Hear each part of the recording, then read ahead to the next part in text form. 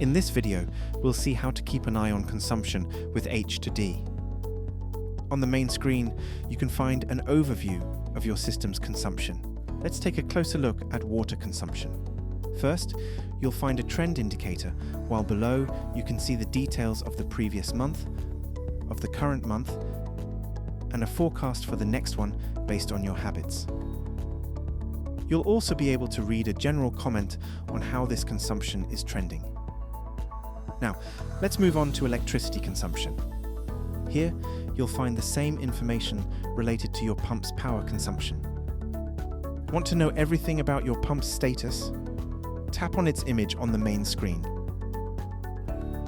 You'll also find here an overview of consumption related to it. Plus, by accessing the data history, you can choose the period to analyze and view daily, weekly, or monthly consumption.